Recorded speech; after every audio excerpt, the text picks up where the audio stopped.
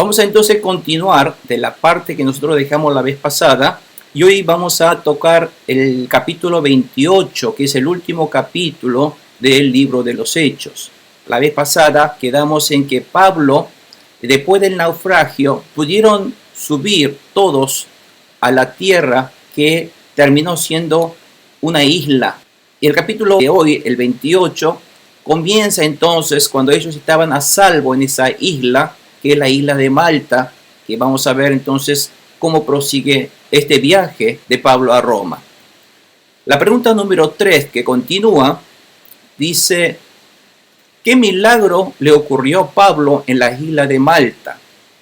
Y son los versículos 1 al 6 del capítulo 28 y dice: una vez a salvo, nos enteramos de que la isla se llamaba Malta. Los isleños nos trataron con toda clase de atenciones, encendieron una fogata y nos invitaron a acercarnos porque estaba lloviendo y hacía frío. Recuerden que ellos ahora están en invierno. Es aproximadamente noviembre del año, que en el hemisferio norte era invierno y hacía mucho frío.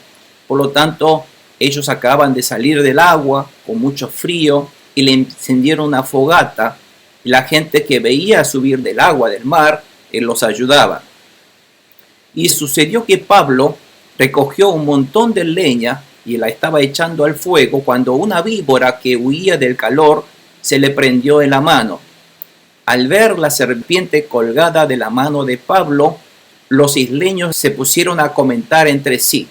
Decían: sin duda ese hombre es un asesino, porque pues aunque se salvó del mar, la justicia divina no va a consentir que siga con vida. Es decir, que pensaron que Pablo iba a morir por esa picadura de la serpiente venenosa. Pero Pablo sacudió la mano y la serpiente cayó en el fuego y él no sufrió ningún daño.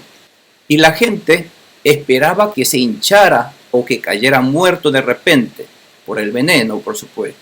Pero después de esperar un buen rato y de ver que nada extraño le sucedía, no le pasaba nada a Pablo, y cambiaron de parecer y decían que era un dios. Decía que este hombre es alguien especial, porque ya tendría que estar muerto con esa picadura de esa serpiente tan venenosa.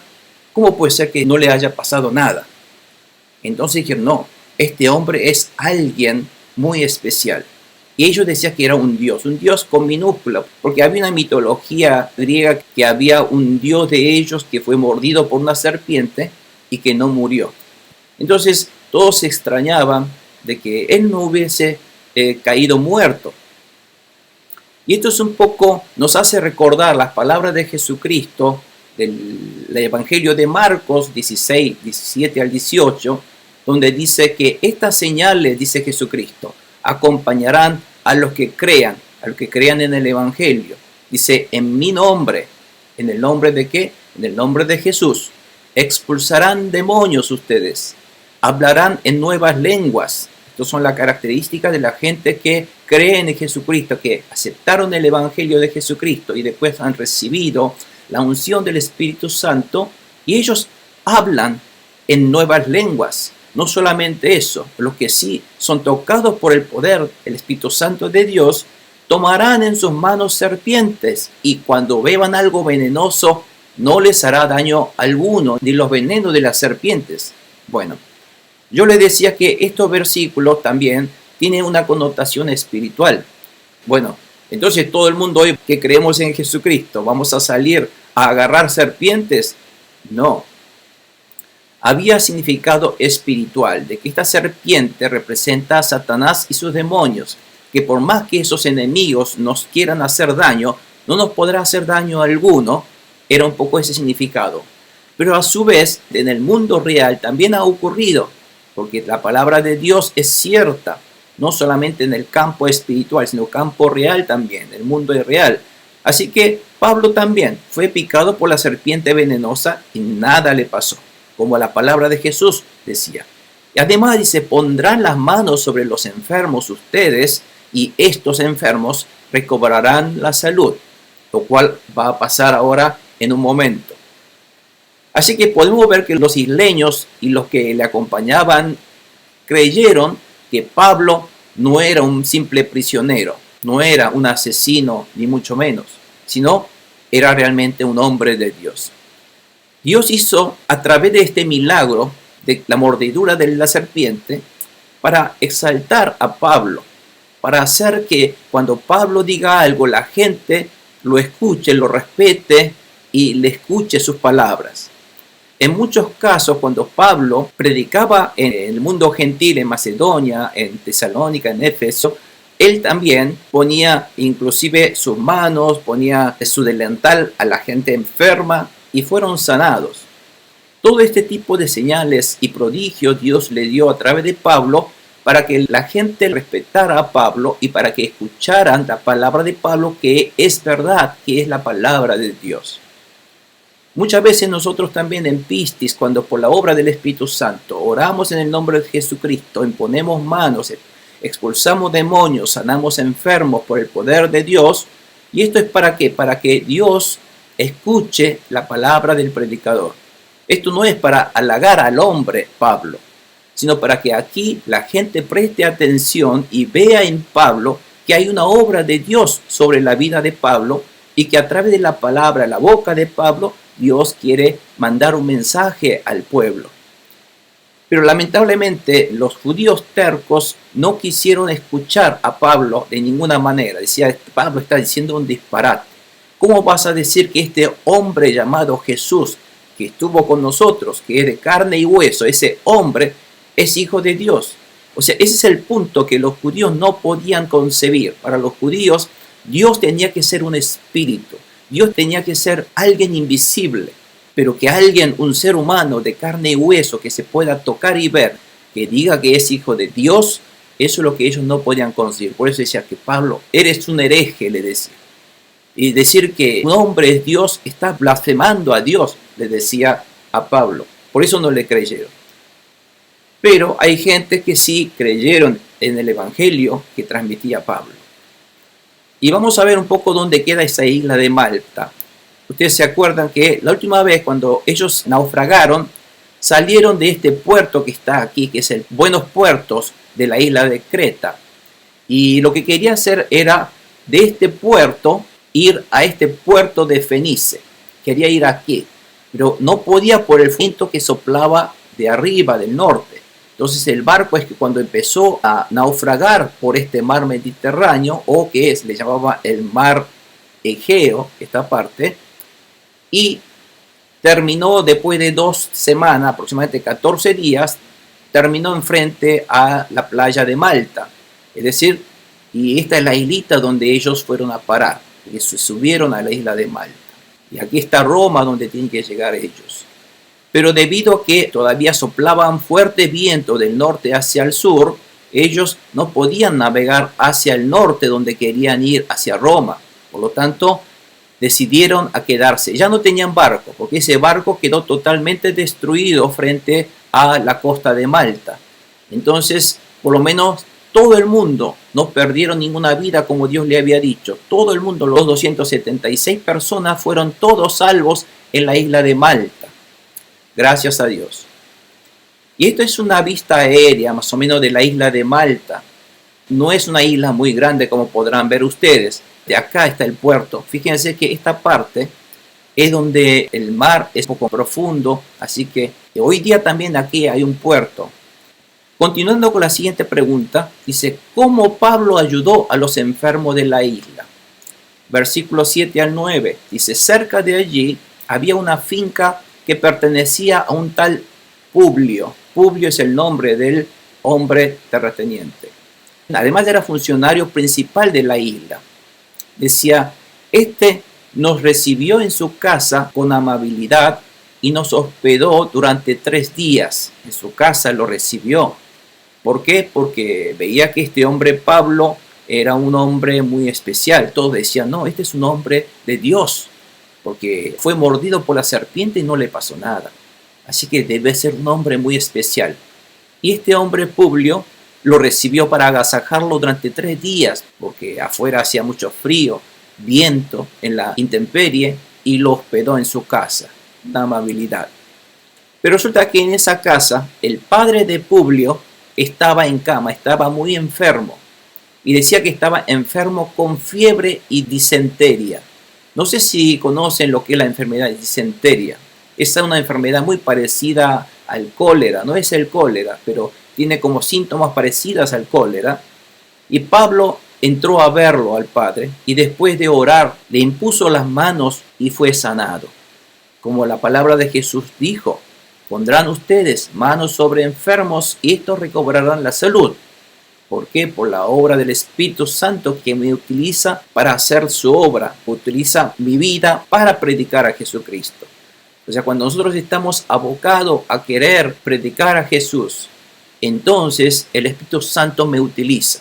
El Espíritu Santo no me utiliza si yo quiero hacer mi negocio, ganar dinero o no. Para eso el Espíritu Santo no me utiliza. Pero cuando yo quiero predicar a Jesucristo y quiero exaltar el nombre de Jesús, quiero demostrar que Jesús vive, que es mi Señor y Salvador, que realmente Él murió en la cruz, derramó su sangre preciosa para perdonar el pecado de la humanidad, de todo el mundo, para que toda boca, musulmanes, judíos, cristianos, todo el mundo con su boca alabe a Jesucristo, que exalte, que diga con sus labios que Cristo es el Señor y Salvador para la gloria del Dios Padre. Entonces el Espíritu Santo me utiliza para manifestar esta gloria de Dios a través de sus milagros, porque nuestro Dios es un Dios del milagro. Cada vez cuando Él está presente, siempre hay milagros, porque es un Dios del milagro, es un Dios sobrenatural. Así que si Dios está conmigo, tiene que haber obras de sanidad, tiene que haber señales y prodigios como Pablo lo está haciendo. Y Pablo lo entró a ver, le impuso la mano y fue sanado. Y como consecuencia de esto, los demás enfermos de la isla también acudían y eran sanados también, gloria a Dios. Esta isla de Malta era una islita pequeña habitada por los fenicios en la antigüedad, pero luego fue ocupado por los romanos durante su imperio, especialmente por soldados retirados. Si ustedes van también, es una islita muy hermosa en el mar Mediterráneo, de aguas azules. Es un lugar tan hermoso que realmente la gente va allí para pasar las vacaciones hoy día también. Hay mucha hotelería, si ustedes ven hoy, porque es hermoso ese lugar. Y en ese momento, aquel momento también era un lugar hermoso que iban a vivir los soldados retirados en esa isla. Por el tipo de nombre griego, Publio fue un hombre prominente como un gobernador de aquella isla.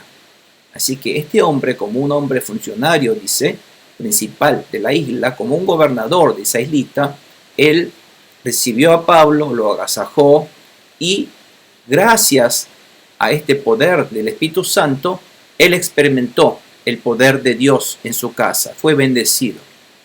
La historia registra que este hombre Publio se convirtió en creyente y después se convirtió en un obispo de Malta. Y el padre de Publio estaba en cama, enfermo con fiebre y disentería, que era una enfermedad gastroenteritis. Esta enfermedad, como le decía, es una enfermedad con fiebre y con diarrea, que produce diarrea con sangre inclusive, dice. Y es debido a una bacteria o una ameba o por parásitos, que puede resultar inclusive mortal, dice. Por lo tanto, que haya sido sanado el padre de Publio de una enfermedad de disentería, que en aquella época no había cura, podía morir, y que su padre haya sido sanado con una oración de Pablo, esto le produjo en la mente de Publio de que realmente este es un Dios verdadero. Aquí hay algo, y Pablo seguramente le habrá predicado la fe de nuestro Señor. Cree en nuestro Señor Jesucristo, recíbelo como tu Señor y Salvador. Él es el Hijo de Dios que vino a morir por nuestros pecados. Así que ahí recibió el Evangelio Publio y se entregó al Señor, viendo el poder de Dios sobre la vida de Pablo. Y ha ocurrido eso justamente. Y Pablo entonces entró a ver, después de orar, le impuso las manos y lo sanó. Vieron como lo dice en Marcos 16:18 que acabamos de leer. Y como consecuencia de esto, los demás enfermos de la isla también acudían y eran sanados. Y esto, ¿quién lo registra? Fíjense que esto lo está registrando este libro de Hechos, Lucas que era un médico. Así que Lucas, como médico, sabe muy bien que esta sanidad que Dios le ha dado realmente es un milagro. No es una indigestión, no. Era realmente una disentería que no se puede ser curado. Y fue sanado. Todo esto es gracias al poder del Espíritu Santo que obró en Pablo por la fe en Jesucristo, diciendo que Jesús vive. Porque Pablo se encontró con Jesús que vive, ¿no es cierto? Camino a Damasco. Por eso, amados hermanos, el verdadero siervo de Dios es aquel que exalta el nombre de Jesús. Dice, todo lo hizo el Señor. Todo lo hizo el poder de Dios que obra en nosotros. El Espíritu Santo de Dios, el Espíritu del Padre, el Espíritu del Hijo Jesucristo, el Espíritu Santo de Dios está aquí. El Espíritu de Jesús, nuestro Dios Trinidad. El nombre de nuestro Dios Trinidad es Jesús. Este Dios Jesús está aquí en mi vida. Está aquí con nosotros. Créanlo. ¿Por qué creemos? Porque nuestro Señor Jesús lo dijo. Si leemos en Mateo 28:20, el Señor Jesús, antes de ser elevado a los cielos, y dijo, yo les aseguro que vayan, hagan discípulos de todas naciones, bautizándolos en el nombre del Padre, del Hijo y del Espíritu Santo, enseñándole todas las cosas que les he enseñado a ustedes. Y recuerden, dijo Jesús, y les aseguró Jesús, les aseguro que yo estaré con ustedes siempre, siempre, hasta el fin del mundo. Le dijo Jesús a sus discípulos, a los que le aman.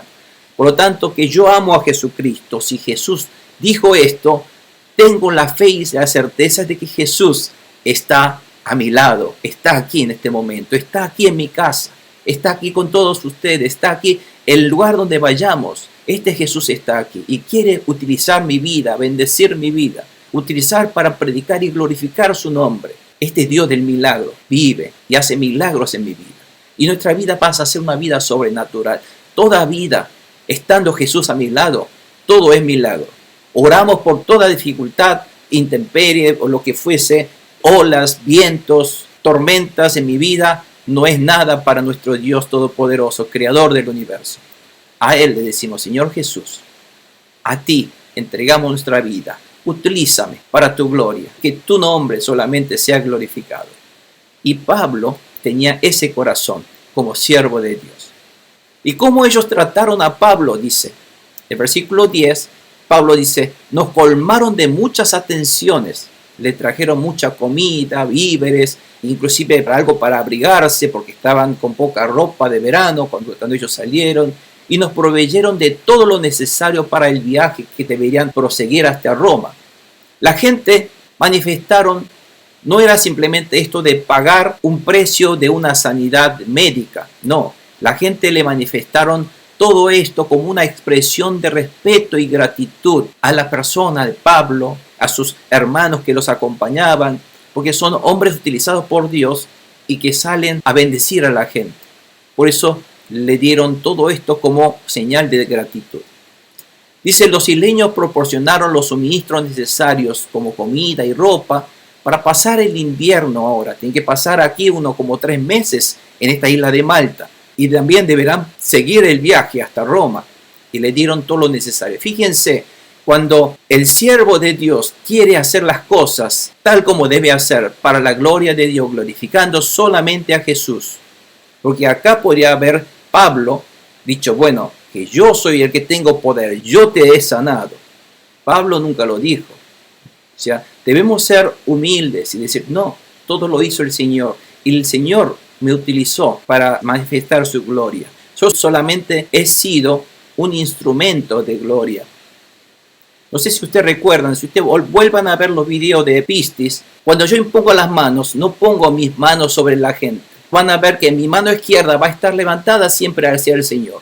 Y la otra mano pongo sobre ellos. ¿Por qué? Porque no soy yo, solamente es mi Señor Jesucristo, que utiliza mis manos para imponer sobre los enfermos o la gente necesitada o endemoniados. O sea, uno tiene que ser consciente de que no soy yo, es Jesucristo, el Señor, el que vive, el que reina. Me utiliza para hacer su voluntad. En el nombre de Jesús. Cuando lo invocamos en el nombre de Jesús, ahí está la fe de que yo esto lo hago, pero el que lo hace es Jesús. Por eso lo hago en el nombre de Jesús. Que Jesús dijo, Pídanlo, háganlo en mi nombre y yo haré, ¿no es cierto? Por lo tanto, Jesús es quien va a obrar a través mío. Y si tenemos esto bien entendido, con una humildad, entonces el Señor Jesús me va a utilizar. Pero si uno no entiende esto y se pasa rápidamente a ser engañado por el enemigo diciendo, no, tú lo hiciste, tú eres alguien, tú eres grande, entonces esto ya empieza a llenarme de arrogancia, ¿no? Y esto ya no somos más instrumentos, porque ya no va a estar uno glorificando a Jesús. Y muchos ha pasado, y mucha de la gente que comenzaron bien, hay muchos siervos, no quiero nombrarlos, que han comenzado bien, imponiendo manos, haciendo milagros y señales y prodigios, y terminaron enriqueciéndose con ofrendas, porque la gente que le traía decían que uno es el que ha hecho eso. Una de las iglesias, una mega iglesia, también pasa. Así que mucho cuidado los siervos de Dios, decir, cuando aparecen milagros y gloria de Dios, esto es obra de Dios. ¿Por qué se manifiestan esos milagros? Para demostrar que Cristo está aquí entre nosotros obrando, que Él vive. Entonces yo tengo que hacer es glorificarle a Él, demostrar a la gente que Él vive a través de eso, que Cristo está aquí, está entre nosotros. Y eso es lo que queremos demostrar a la gente. Y bueno, Pablo lo hizo, y para seguir el viaje, la gente le trajeron todo. Gracias a un hombre de Dios como Pablo, las 275 personas que estaban con él pudieron sobrevivir en invierno y no le faltaba nada. Porque ¿quién proveyó esto? Entonces Dios fue que los proveyó a través de los isleños. Entonces, ¿quién hace la obra? Dios hace la obra. Fíjense que las 275 personas que van a vivir, esto fue una promesa de Dios. Dios dijo, y todo esto es prueba de la fidelidad de Dios al cuidar y brindar gracia a sus hijos que creen en Él. En Hechos 27, capítulo 27, 24, hemos visto que dijo a Pablo Dios, no tengas miedo cuando estaban en medio de la tormenta. Tienes que comparecer ante el emperador, le dijo Dios a Pablo. Y Dios te ha concedido la vida de todos los que navegan contigo. Por lo tanto, Pablo tenía fe que en los 275 que le acompañaban a él no iban a morir, que todos iban a salir bien. Iba a perder el barco, pero nadie perdió su vida. Y esta palabra y la promesa de Dios se cumple, siempre se cumplió. Y las palabras de Dios son tan fieles que se ha cumplido inmediatamente. Y podemos saber inclusive con este hecho de Pablo. Continuamos con la siguiente pregunta. Dice, ¿cómo Pablo cobró aliento cuando llegó a Roma? Versículos 11 al 15. Al cabo de 3 meses en la isla, pasaron el invierno, zarpamos en un barco que había invernado allí. Había un barco que también estaba invernando allí en ese puerto de Malta. Era una nave de Alejandría que tenía por insignia a los dioses Dioscuros. Después vamos a ver qué son estos dioses. Dice Pablo, versículo 12, hicimos escala en Siracusa, donde nos quedamos 3 días. Desde allí navegamos bordeando la costa y llegamos a Regio. Al día siguiente se levantó el viento del sur y al segundo día llegamos a Puteoli o a Puteoli, dicen otros lugares. Allí encontramos a algunos creyentes que nos invitaron a pasar una semana con ellos. Y por fin llegamos a Roma. Pablo finalmente llegó a Roma. Pablo tanto quería llegar a Roma porque sabía que Roma era el centro del mundo y si llegaba el evangelio de Jesús a Roma iba a expandirse a todo el mundo. Y los hermanos de Roma, habiéndose enterado de nuestra situación, salieron hasta el foro de Apio y 3 tabernas a recibirnos. Al verlos, Pablo dio gracias a Dios y cobró ánimo, gloria a Dios.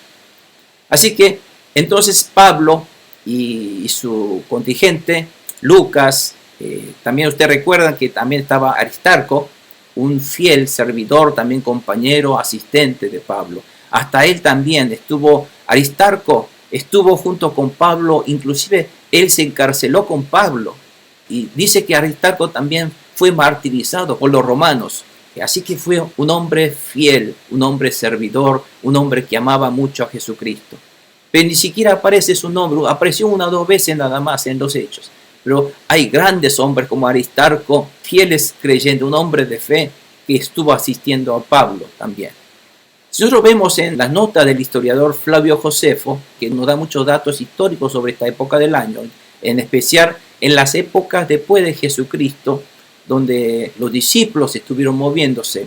Si bien este historiador Flavio Josefo era judío, pero un hombre que fue instruido en el mundo helenístico.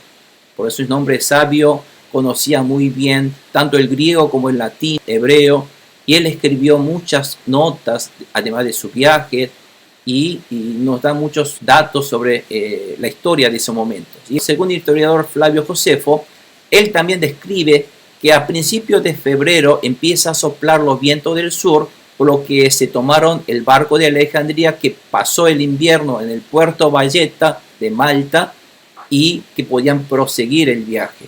Flavio Josefo también quedó una vez varado allí y también por eso él registró toda su historia de que a qué época del año estos vientos del sur empiezan a soplar, y es a principios de febrero, dice. De febrero a marzo empieza a soltar los vientos del sur para que empiecen todos los barcos a navegar hacia el norte, dice la historia. Así que justamente llegó la época. Y Pablo dice que era un barco de los dioses Dioscuros. Dioscuros era el nombre del barco, que viene de la mitología griega. Dioscuros eran gemelos, hijos de Júpiter y Leda. ¿Y por qué? Porque este Dioscuro, los griegos creían que eran los protectores de las tormentas, estos gemelos. Entonces ellos partieron de Malta, se fueron hacia Siracusa de Sicilia, que es la islita que está próxima a ellos. Fíjense, vamos a ver el mapa.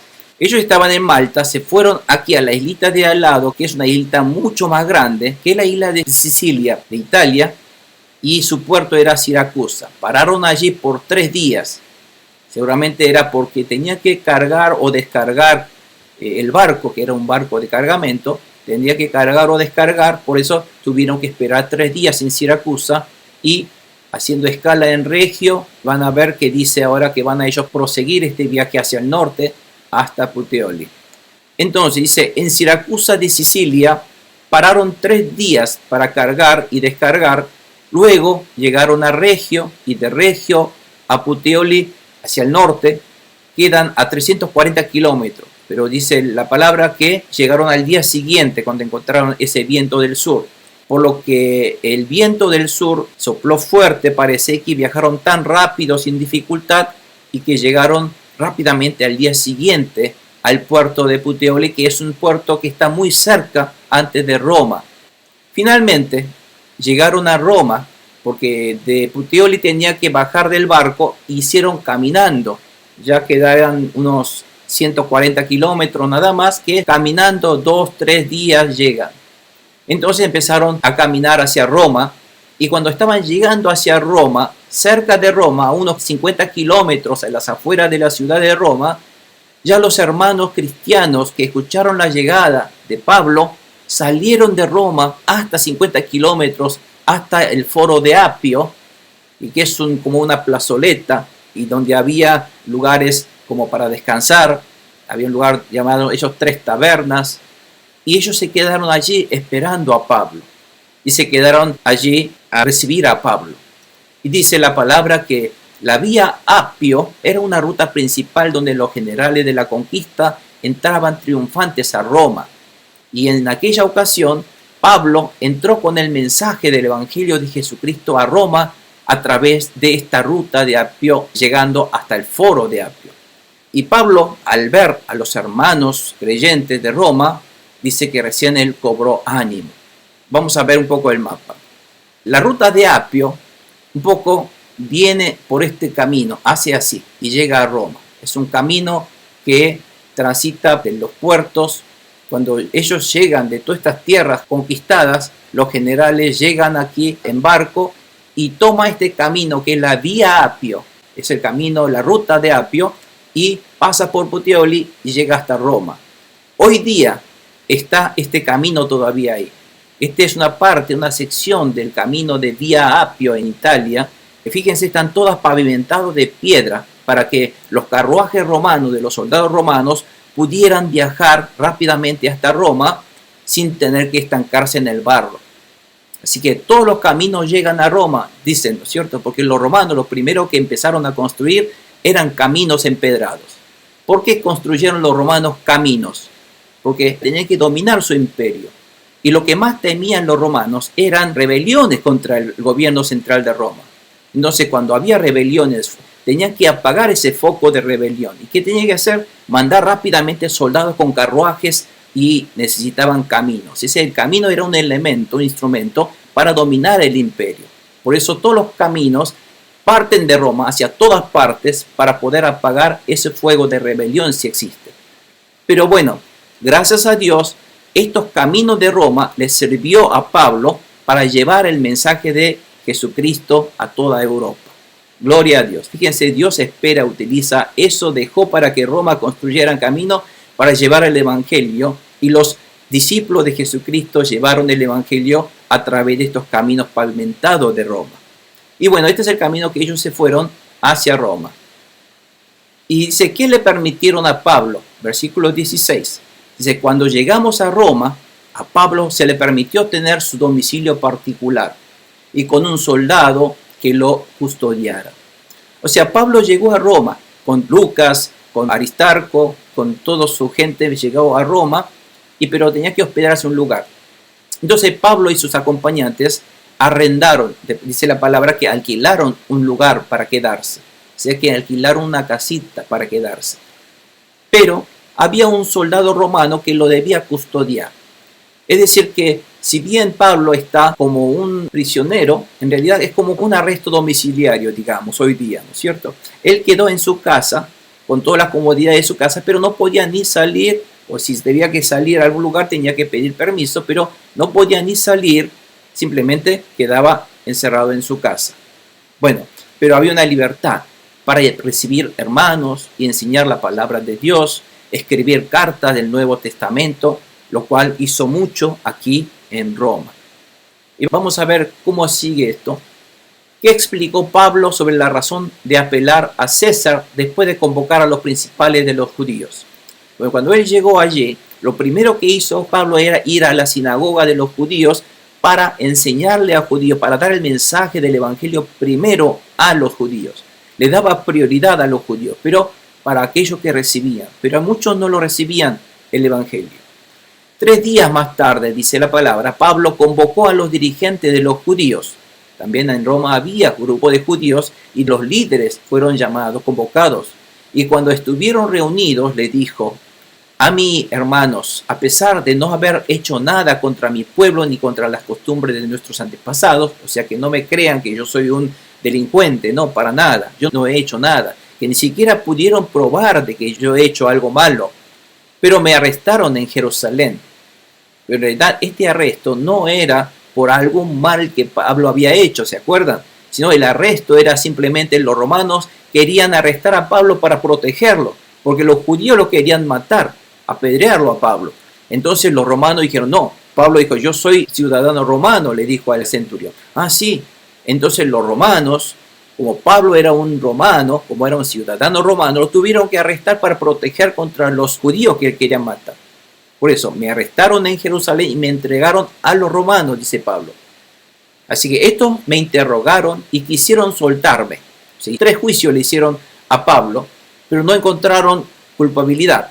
Entonces le dice Pablo, no ser yo culpable de ningún delito que mereciera la muerte.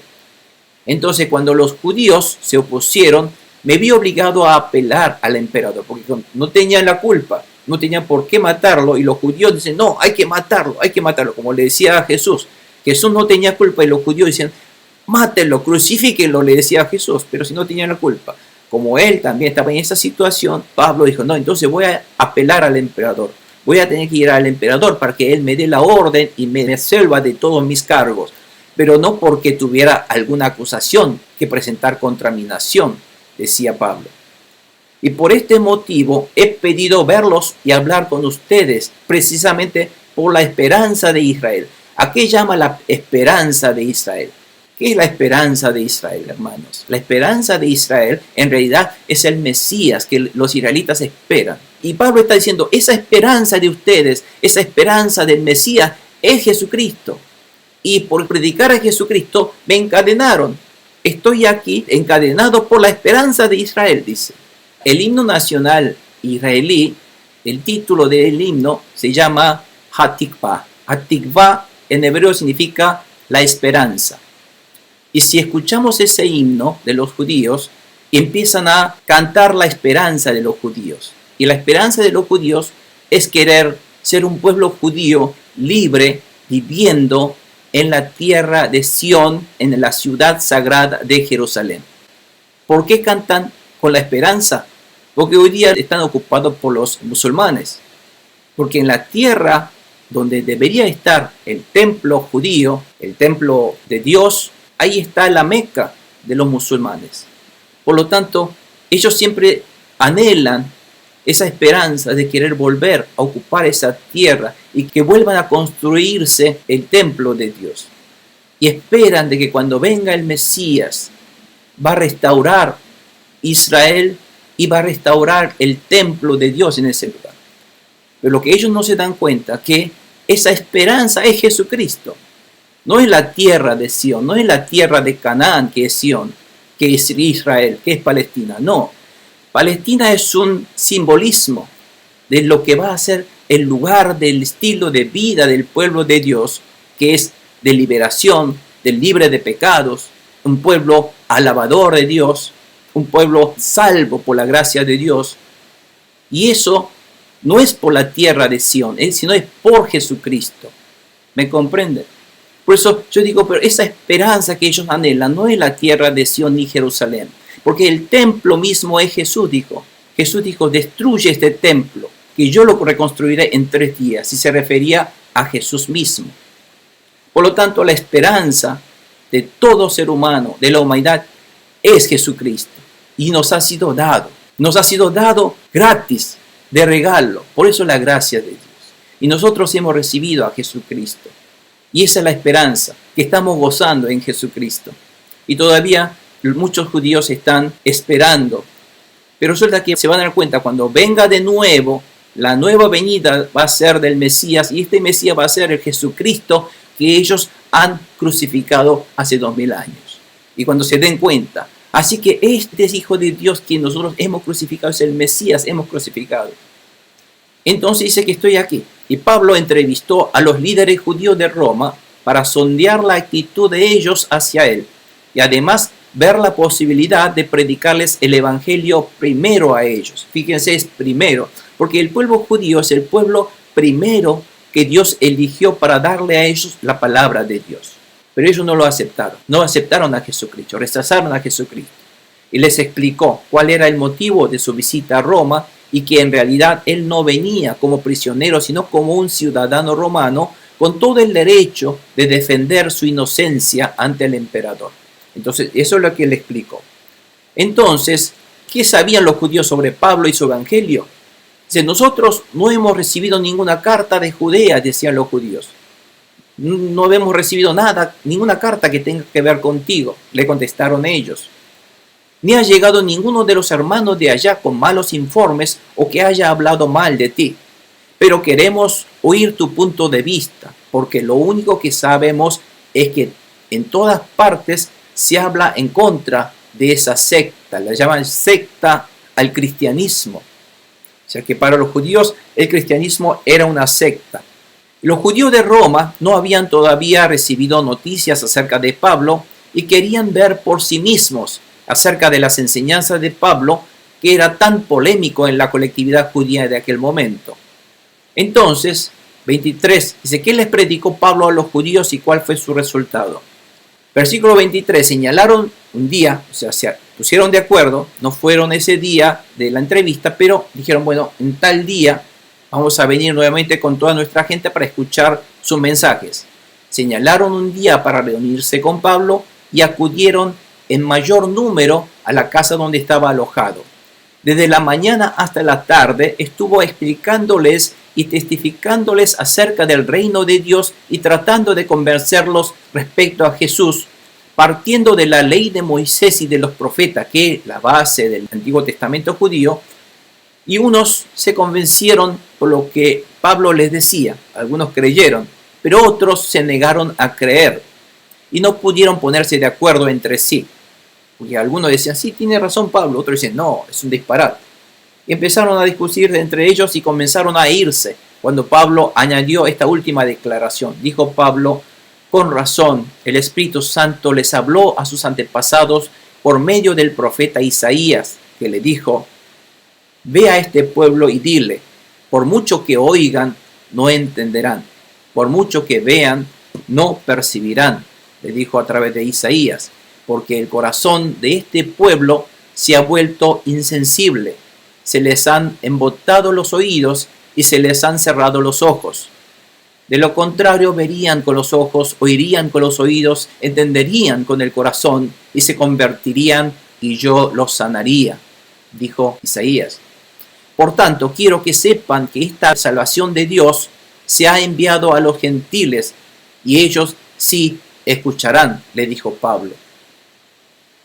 Así que un día se reunieron y la prédica de Pablo se centró en el reino de Dios. Fíjense cuál es el tema central que toda prédica debe dedicarse hoy día. O sea, la iglesia, la prédica, porque a veces me da mucho dolor, es que cuando hay predicadores que se paran en el púlpito y empiezan a hablar de la política o de qué sé yo, de la economía, de toda la cosa, menos lo que Dios quiere que hable. O sea, el púlpito de la iglesia es un lugar donde tiene que predicar la palabra de Dios, el evangelio y la voluntad de Dios. ¿Y cuál es la voluntad de Dios que quiere que se predique? Fíjense, es el reino de Dios y Jesucristo. El reino de Dios y Jesucristo. Algunos dicen, si nosotros seguimos hablando siempre lo mismo, la iglesia vamos, siempre habla de lo mismo, de que el reino de Dios y que Jesucristo, ya sé que Jesús murió y que me salvó. Pero no, ese hecho no es algo para escuchar una vez y olvidarse para siempre. No, el hecho de que Jesucristo murió en la cruz es algo que todos los días, en todo momento, debo grabar en mi espíritu. No está de más hablar de Jesucristo, nunca está de más hablar de Jesucristo. Al contrario, la iglesia primitiva, todas las veces que todos los días cuando los cristianos se reunieron, ¿saben lo que hicieron? Todos los días hicieron la Santa Cena. ¿Por qué hicieron la Santa Cena? Porque la Santa Cena era el simbolismo de la muerte, del cuerpo y la sangre de Jesucristo que partió por mis pecados. Y eso es lo que constantemente, si el cristiano deja de celebrar eso, si deja de recordar y si deja de grabarlo en su corazón eso, ya deja de ser cristiano. Amén. Así que ese es el centro. Si no perdemos esto, no perdemos el sabor del cristiano. Seguiremos siendo salados. No perderemos el sabor de la sal. No vamos a ser incipientes. Pero mucha iglesia hoy día han pasado a ser incipientes porque el púlpito dejó de predicar a Jesucristo. Una iglesia, la iglesia más grande de aquí de Texas, de Estados Unidos, aquí en la iglesia de Lakewood, no habla de Jesucristo. Habla de prosperidad, habla de optimismo, habla de bendición, de positivismo, todo lo que quiera, pero menos Jesucristo. No es la iglesia de Jesucristo. Y se llena un estadio, una mega iglesia del tamaño de un estadio que entran 16,000 personas toda la semana. 16,000 personas. Y no hablan de Jesucristo. Qué buena manera de Satanás de quitar esas 16,000 almas de Jesucristo y llevarlo a otra cosa, ¿no? Pero bueno, nosotros debemos siempre recordar que en todo momento el sacrificio, la cruz de Jesucristo, no es para recordar solamente una vez al año, no es para cada 3 semanas, 3 meses, no. Es algo que debemos recordar las 24 horas del día, los 365 días del año. Grabarlos constantemente. Por más que tuviéramos 10,000 bocas, no vamos a terminar de alabar lo que Cristo ha hecho en la cruz por nuestros pecados. Y esto es lo que realmente debemos como cristianos concentrarnos en ese reino de Dios, que ese Rey Cristo está aquí. Dice, ¿dónde está el reino de Dios? Está entre ustedes, dijo Jesús. Aquí estoy yo, entre ustedes. ¿Y cómo me van a obviar a mí? ¿Cómo se van a olvidar de mí si yo estoy entre ustedes? Dice Jesucristo. ¿no? Entonces ese es el verdadero cristianismo. El verdadero cristianismo que se perdió lamentablemente en muchas iglesias hoy día. Pero hay iglesias todavía fieles a ello, ¿no? Entonces citó las palabras del profeta Isaías, capítulo 6, 9 al 10, es el que está citado aquí en los versículos 27, 28, y esto es de la palabra de Isaías 6, 9 al 10, que exactamente dice lo mismo. Que este pueblo no entiende, es terco, se cierran en ellos mismos. Y tenemos que abrir nuestra mente y nuestro corazón y nuestra cabeza para entender y a recibir las palabras. Cuando esas palabras vienen del Espíritu Santo, el enemigo les cerró, les encegueció al pueblo judío. Pablo les advierte que esta salvación ahora, que ustedes no lo reciben, ustedes rechazan, pero ya le dio a ustedes la prioridad, ya le dio la oportunidad a ustedes de recibir el Evangelio. Al no recibir este Evangelio de salvación, va a ser llevado a los gentiles ahora. Así que no se quejen, será predicado ahora a los gentiles. Y los gentiles, nosotros recibimos. Muchos gentiles recibieron a Jesucristo a través de Pablo. ¿En qué condición sirvió Pablo en la obra del Evangelio y cuál fue el contenido de su predicación? Si ustedes ven los últimos versículos 30-31 de los Hechos, dice: durante 2 años completos permaneció Pablo en la casa que tenía alquilada. Fíjense que está alquilada aquí. Y recibía a todos los que iban a verlo, todos los que querían escuchar la palabra, el mensaje del Evangelio de Jesucristo. Bienvenido era la casa de Pablo. Ahí era la iglesia de Pablo. Entonces, y predicaba, ¿qué cosa otra vez? Dice, el reino de Dios. El reino de Dios. Y enseñaba acerca del Señor Jesucristo, sin impedimento y sin temor alguno. O sea, que libremente. Era una iglesia libre de Roma que empezaba a predicar a Jesucristo. Y durante 2 años. ¿Por qué 2 años? Porque Pablo fue llevado a Roma para ser juzgado por el emperador. Pero no hubo juicio. El juicio se postergó porque no le dieron día de corte. ¿Por qué? Porque tenían que venir los acusadores. Y los judíos que los acusaban no se animaron a presentarse. ¿Por qué?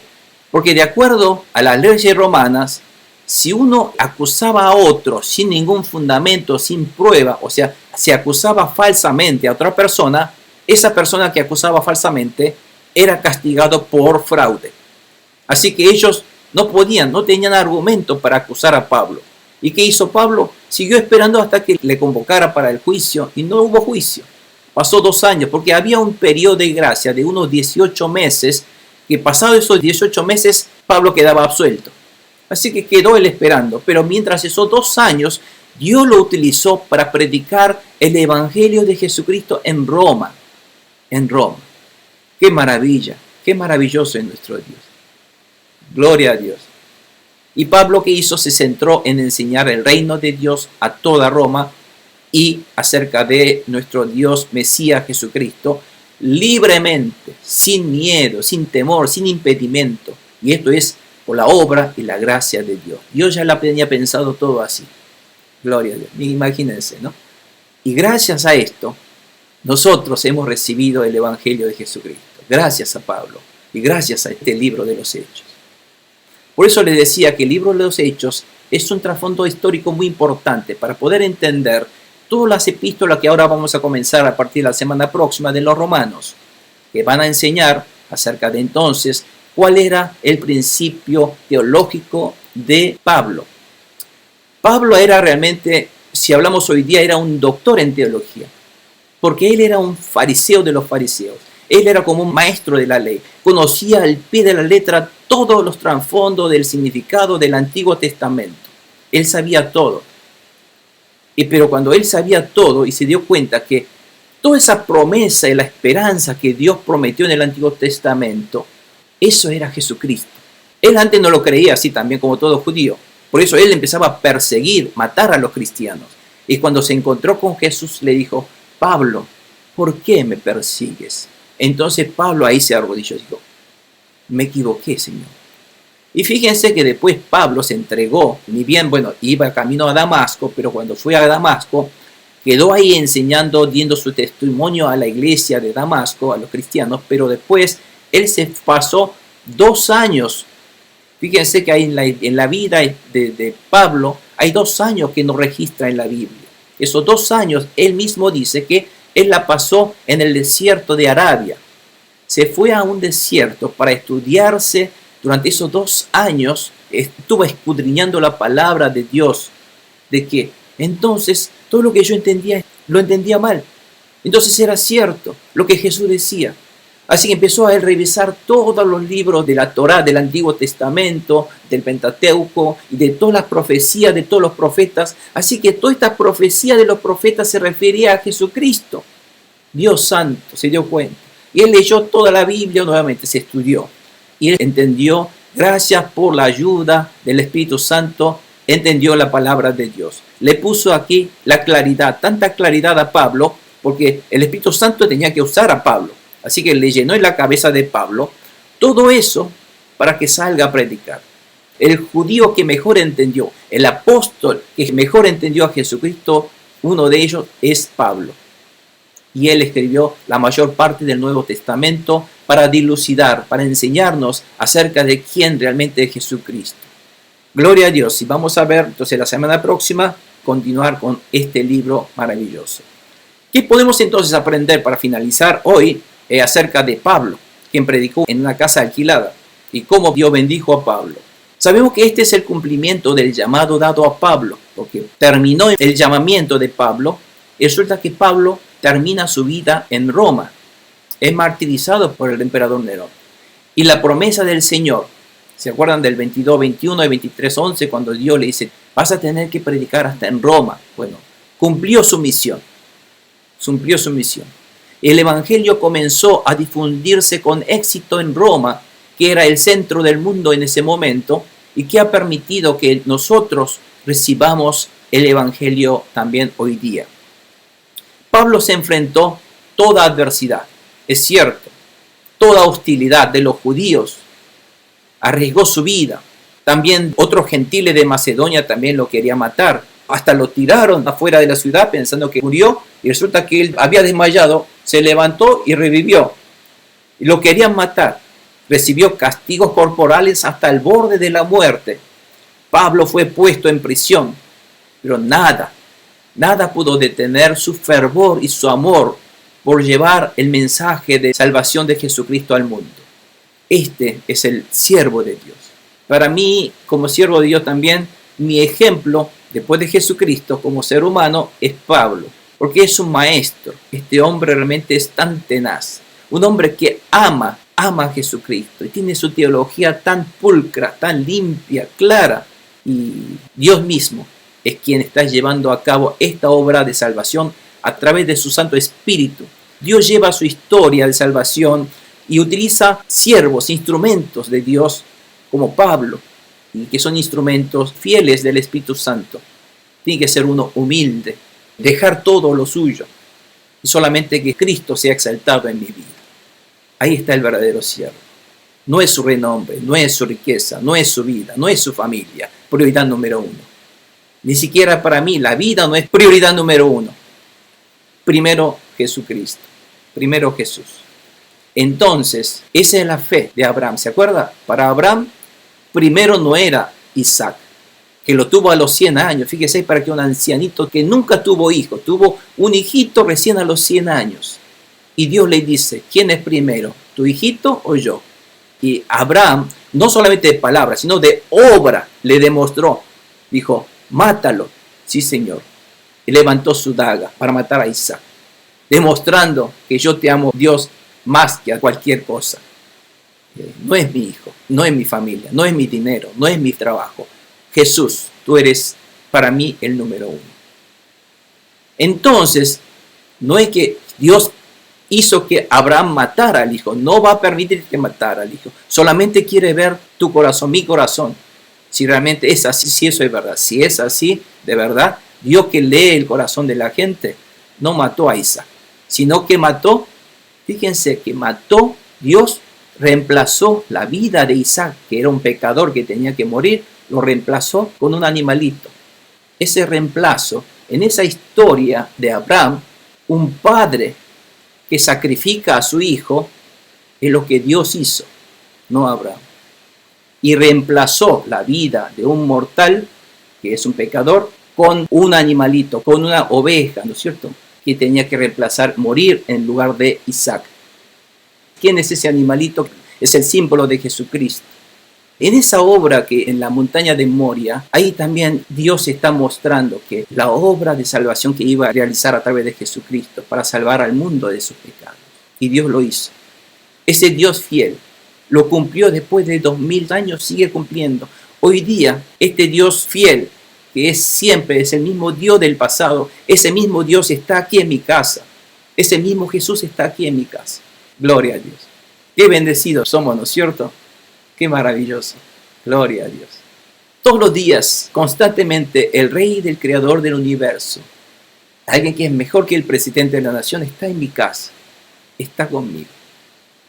Es mucho más que honrado, ¿cierto? Qué maravilla. Bueno, vamos a continuar y terminamos esto entonces. Y recuerden que si somos ungidos por el Espíritu Santo y servimos a Dios fielmente, con la verdadera fe, según la palabra de Dios, como lo hizo Pablo, sin escatimar la vida, entonces Dios manifiesta su gloria a través de señales y prodigios, protegiendo y supliendo todas nuestras necesidades. Y todo lo demás será añadidura para nosotros. No nos preocupamos por eso. Vamos a pedir, si necesitamos algo, Señor, se nos terminó el pan, pero bueno, Dios proveerá. Él proveerá todas nuestras necesidades para seguir siendo instrumento del Evangelio de Jesucristo, que es el objetivo primordial de todo creyente.